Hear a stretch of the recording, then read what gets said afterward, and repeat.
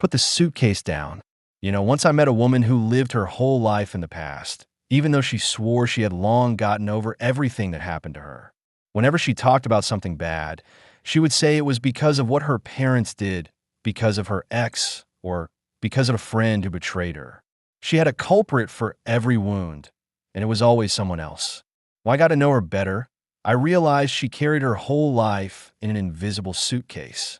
Imagine one of those old, heavy suitcases without wheels, full of unnecessary things.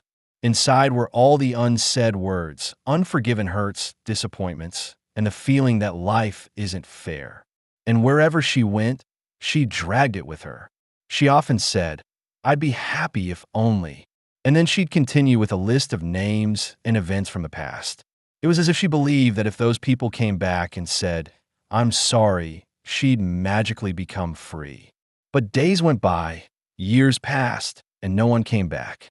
And she kept waiting. One day, she said something that really struck me. "I can't do this anymore. It's too heavy." And I told her, "Then put the suitcase down. Everything that happened decades ago, yet you're still reliving it today, 10, 20 years later, as if it's happening right now. Those people and situations stayed in the past, but you keep dragging them into the present.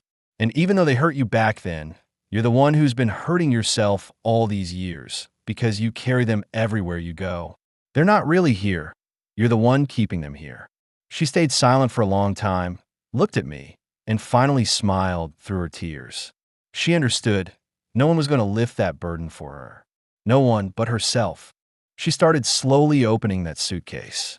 She took things out one by one. Anger, guilt, words that had hurt her, pictures that pulled her back. It wasn't easy because sometimes that weight becomes so familiar that it feels like a part of you.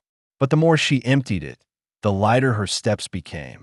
And then one day I saw her again, but it was as if she was no longer the same woman. Her eyes were calm, her walk light. She had learned that the people who hurt her might never ask for forgiveness, but that doesn't mean she has to live inside that story anymore. She forgave those who had hurt her, not for them, but for herself. She realized she was the one who had been hurting herself again and again. She understood them, left them in the past, and forgiveness brought her a peace she hadn't felt in years. Because freedom doesn't come when others change. Freedom comes when you decide to stop carrying what's been weighing you down.